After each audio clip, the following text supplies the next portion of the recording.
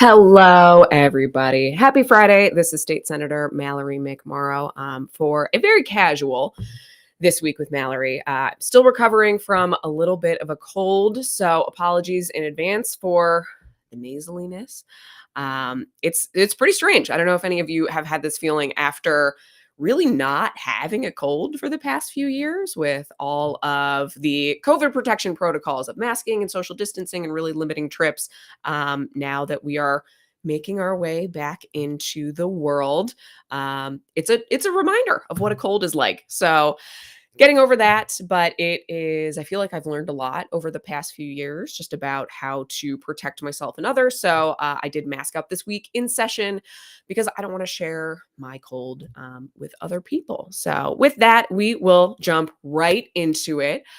First up, some great news. It always feels like Congress and the federal government deadlock on absolutely everything, but in a surprising move, the Senate passed the Sunshine Protection Act to make daylight savings time permanent in the US Senate. So, this is a bill that had bipartisan support and introduction. And this feels like a cycle that we go through not even every single year, every 6 months when we have to change our clocks.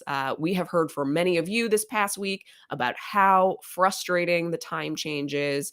And there is research to back that up. So, not only is it annoying, and especially for those of us with young kids, adjusting bedtimes and wake up times for a little person who does not necessarily have a schedule that they need to stick to is tough. We know that, but there's also it negatively affects sleep patterns. It leads to an increase in auto accidents. We know that. So there is a lot of research to back up why the time change is actually harmful for us. So there's been an effort for a long time to pass legislation. Senator Irwin, one of my colleagues, has a very similar bill in the state of Michigan that would do the same thing. But we may not need to do that if the federal government takes action and eliminates the time change. So this may be the last time we have had to change our clock. So this bill in the US Senate now goes to the US House, to Congress, the House of Representatives, and we will keep everybody posted on whether or not we have to change our clocks in 6 months. All right, next up.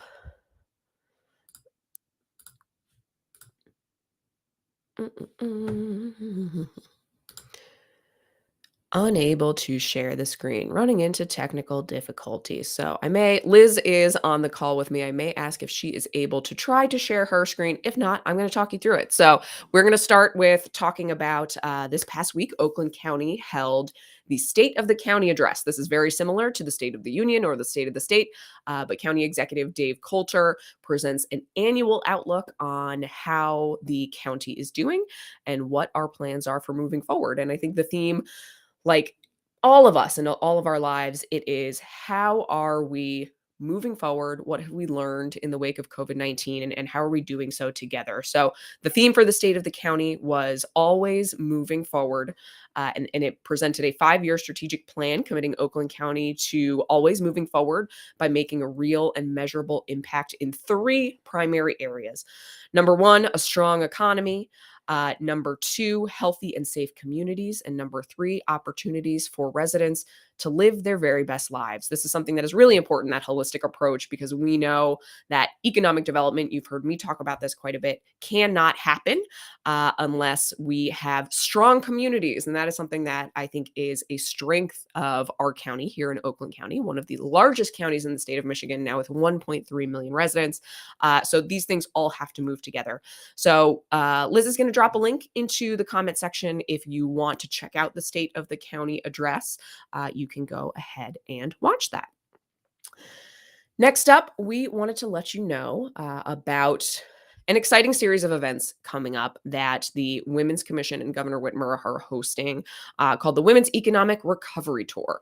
This is something that I know there is a question about actually later in our Submit Your Questions panel, but the the past few years have been tough on everybody, but especially tough on women and working moms. We have seen a record number of women leave the workforce. We know that decades worth of gains that women have made in the workforce and participating in our economy were wiped out throughout COVID-19 because suddenly we had so many women who were tasked with balancing everything with work, childcare, caring for parents, generally being caretakers on top of work. And that has been really, really hard to recover from.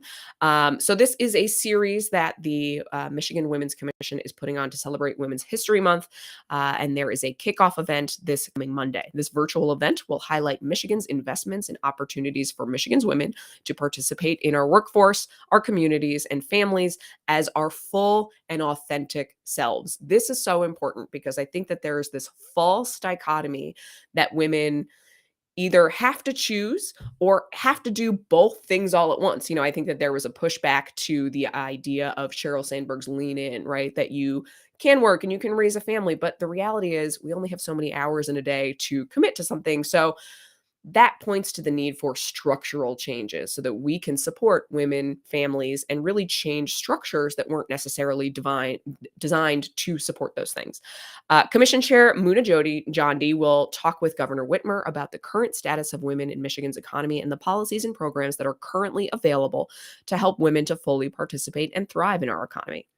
There will also be an opportunity to share your thoughts on what else is needed in your own economic security and prosperity. So we'll drop a link. So sign up for that. It's a virtual event. You can tune in from anywhere, and that kicks off this coming Monday, the 21st. Just got notice that it doesn't look like we are live on Facebook. So, to anybody who usually sees us on Facebook, apologies. We will post a link to the video in hindsight and make sure that we will post it up on our Facebook page so that our Facebook followers are able to see it. But it seems like we're having a couple of technical difficulties this week that we will work through. But to everybody who is on YouTube and Twitter, hello. And if you know of anybody who is on Facebook and looking for us and it's somebody you've got a phone number for, or you can text, let them know that we are live up on YouTube and Twitter. But not to worry, we will post the video on Facebook for everybody to watch. All right. Ooh, and I have a dog here. Apologies. All right. Next up, we wanted to remind people that you are able to track our bills. So if you go to our website, we will drop a link for that. We've introduced a lot of bills lately. And over the past almost 4 years that I have been in office, we have introduced over 40 pieces of legislation. And we now have a very easy way on our website for you to see the legislation that we've introduced and check the status of it. So I'm really, really proud that we have introduced legislation on every single issue that I ran for office on.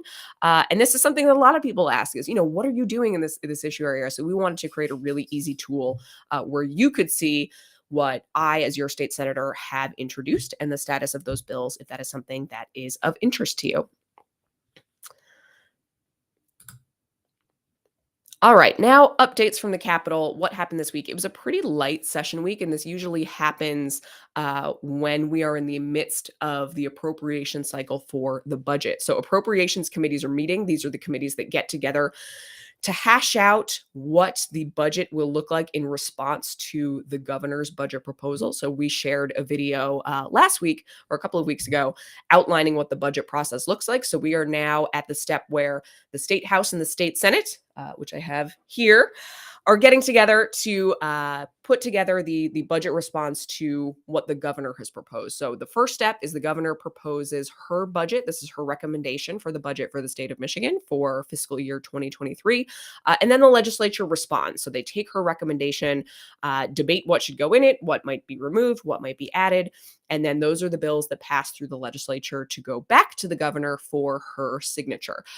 So whenever that happens, we're usually pretty light on other committees because appropriations members are meeting and negotiating to get the budget to a place that is good to go and that reflects all of our values. But we wanted to share just some pieces of legislation that move that you may have heard about. First is House Bill 5570. This is the bill that was introduced by legislative Republicans that would temporarily eliminate the state gas tax for a period of 6 months. And right off the bat, it is nobody is denying that prices at the pump are high right now. It is really challenging. In my household, I drive a Chevy Bolt. My husband drives a pickup truck, so we cover the range effectively of gas prices. One does not use any gas at all, but I filled up my husband's pickup truck and it hit over $100, and that was a hit to the wallet. So it's a real challenge right now, especially with inflation at the rates that they are.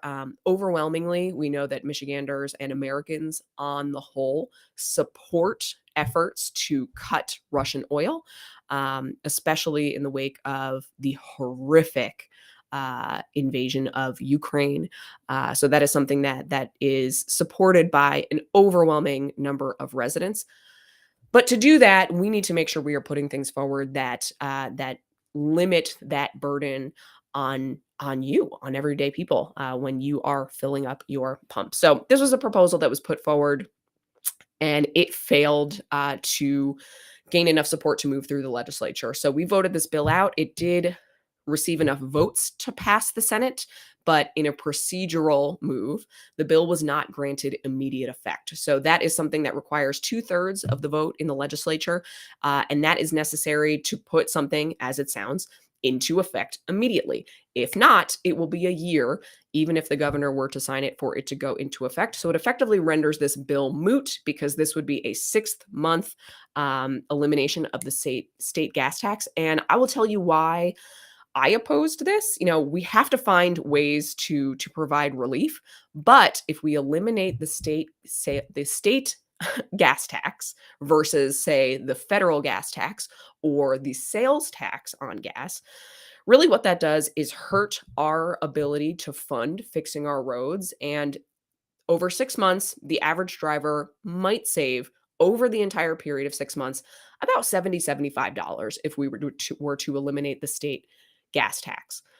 Now, if you hit one pothole, that money's gone. So that, to me, is not a good solution if we are not continuing to fix and repair our roads. This is going to be a ton of work and resources. Michigan still spends less per capita than any other state in the Midwest on our roads.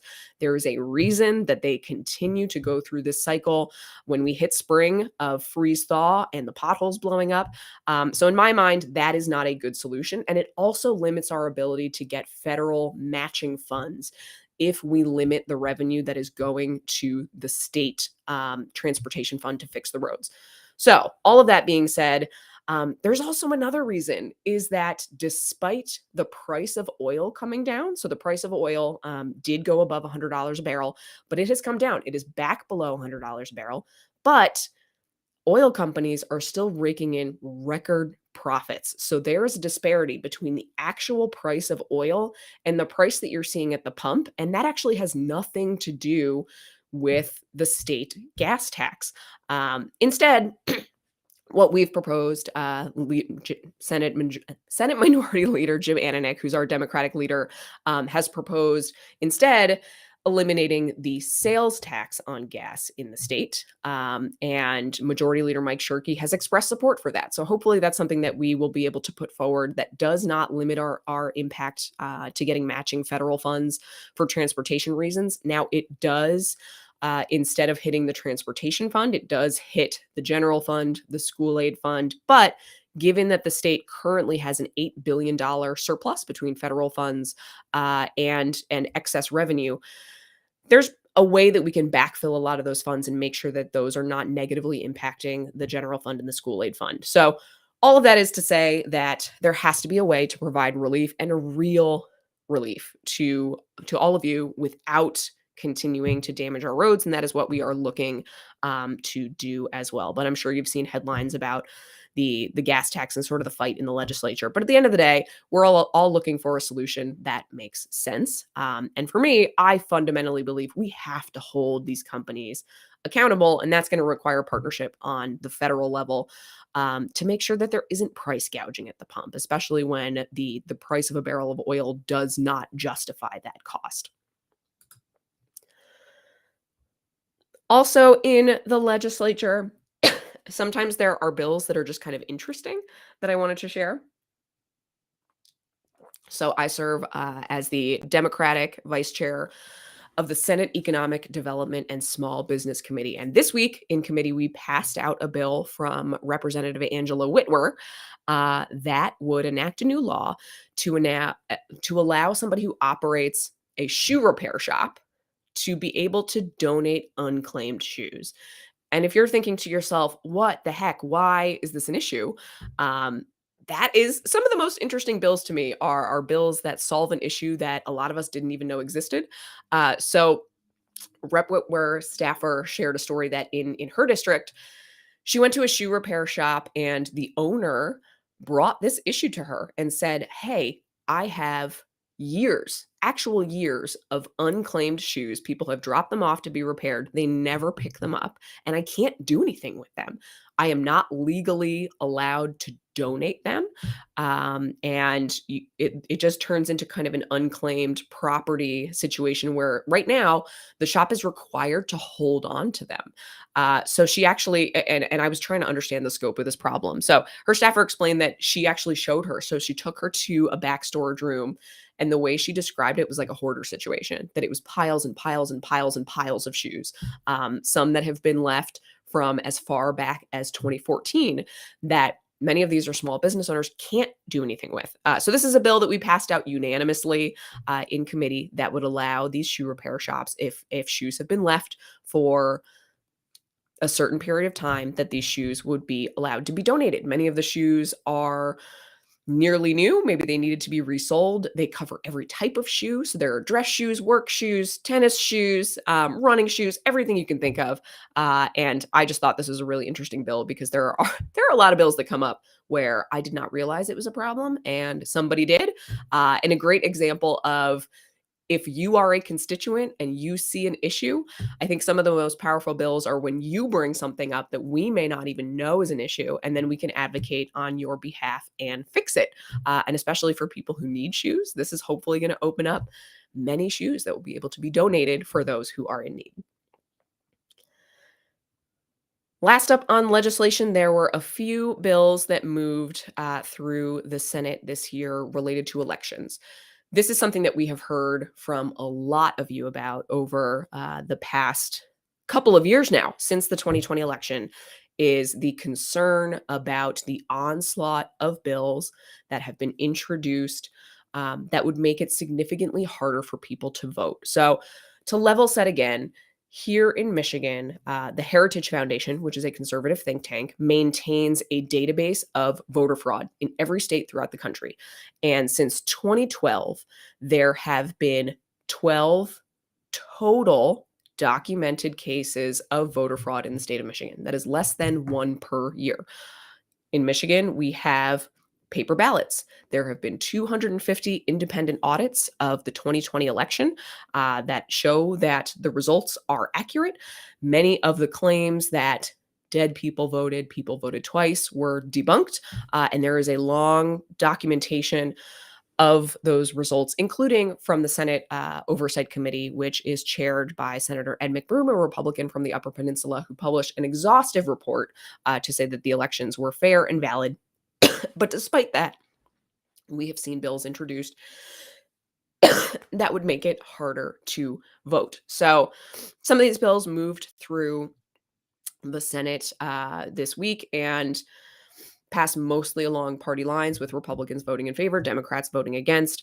And these bills would do two things. One would remove voters from the qualified voter file who do not respond to a mailing notifying them that they have placeholder birth dates in their QVF, or that they have not voted since the 2000 general November election. Now, if there was widespread, rampant voter fraud of people who may be on the rolls, who have voted or moved out of state to voted, I think that might justify this, but there's not.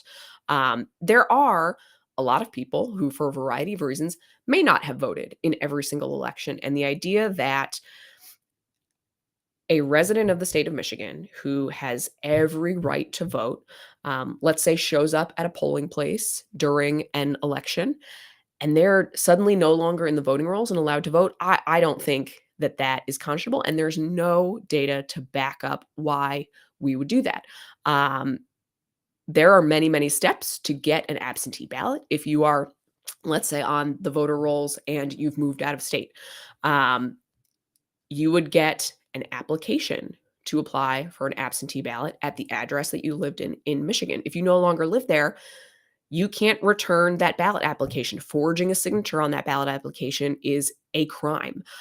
So there are many, many steps and checks and balances to ensure that doesn't happen. So again, I think that this is a bill in search of a problem. So I voted no on it.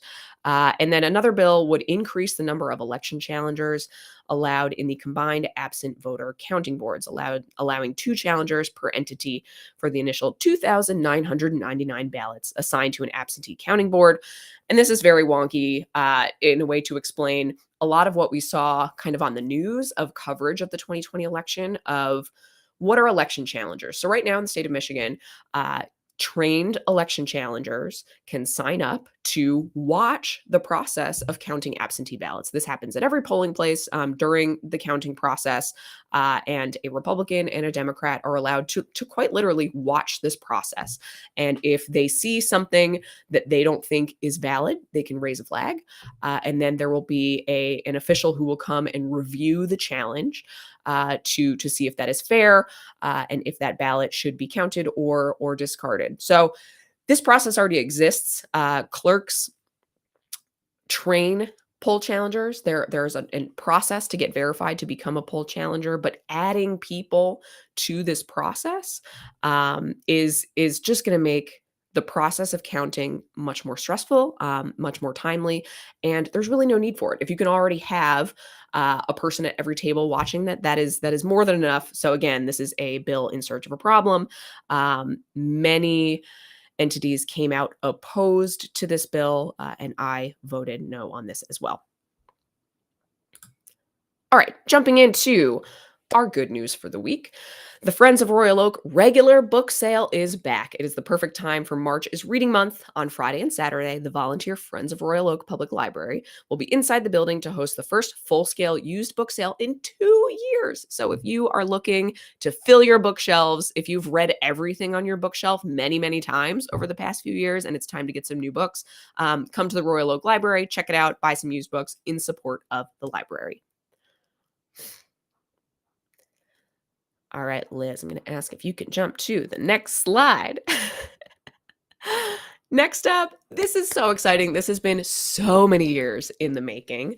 The groundbreaking ceremony is set for the Michigan World War II Legacy Memorial in Royal Oak. This is the memorial that is planned at 13 Mile and Woodward at Memorial Park.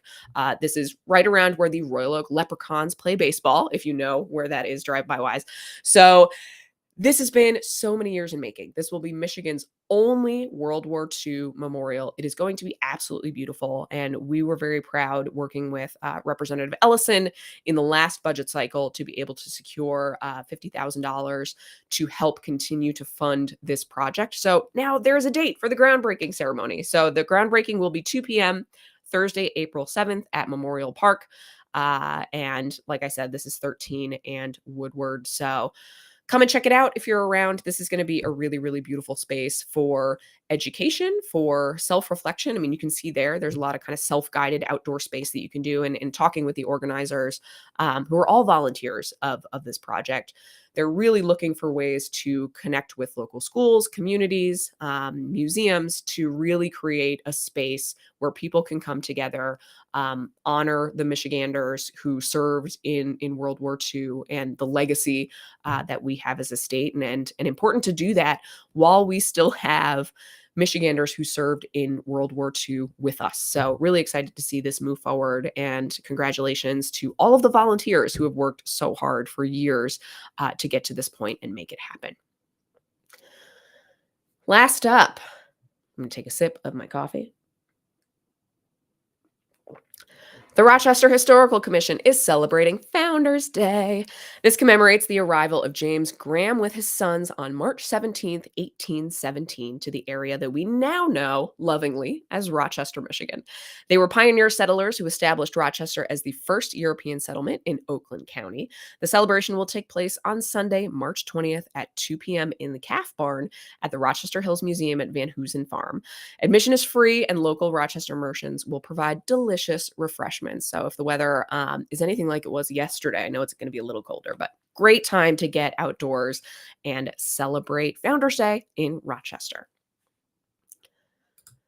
With that, I am going to bring on Liz, our Director of District Services. Looks like we've trimmed that down. So it was always so long, so I just...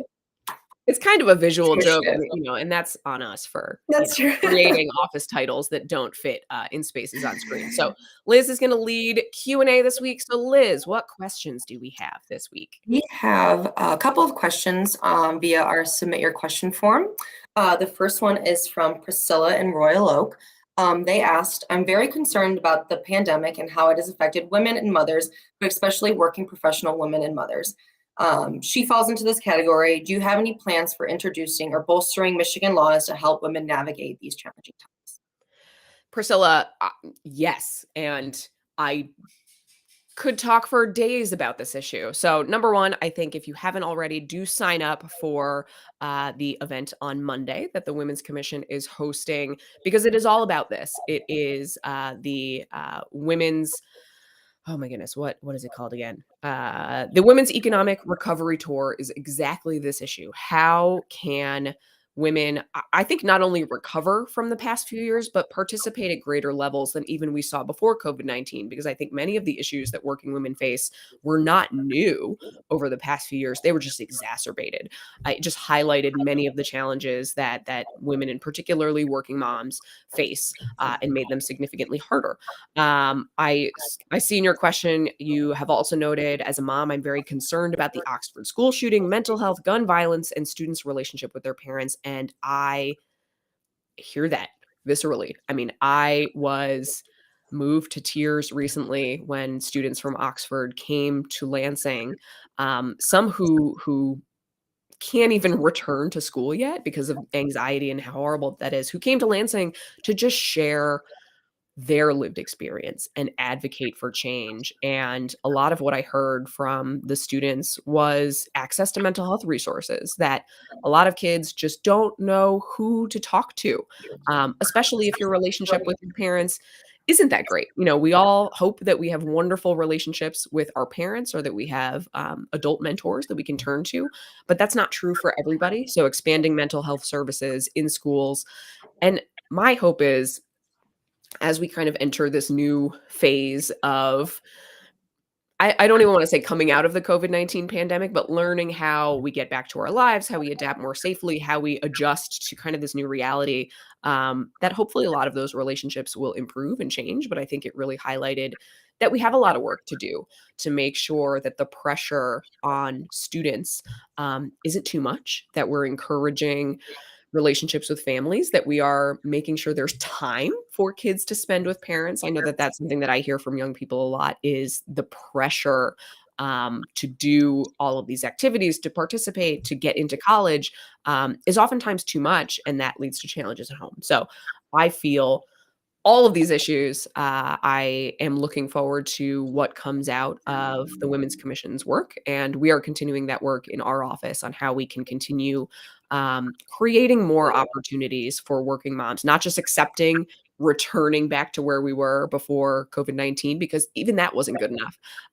So much more. Thank you for reaching out. And if you do have any ideas or concerns specifically, Priscilla, we'd love to hear them, because that is one of my proudest moments, is when we're able to champion legislation or solutions that come directly from constituents.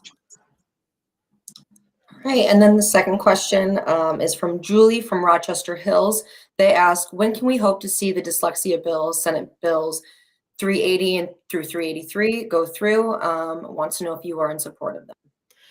Yeah, Julie, this is a great question, and these are bills that have stalled for many terms now. So I knew that they were moving through. They seem to have more support this term than last term. I know these bills are led by Senator Jeff Irwin, one of our colleagues, so we can check in to kind of see where that's at. It's always a tough year when it's an election year because we have to get through the budget cycle.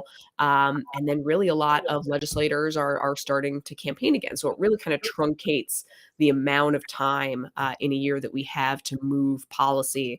But we can check in with Senator Irwin and follow up to let you know where those bills are at.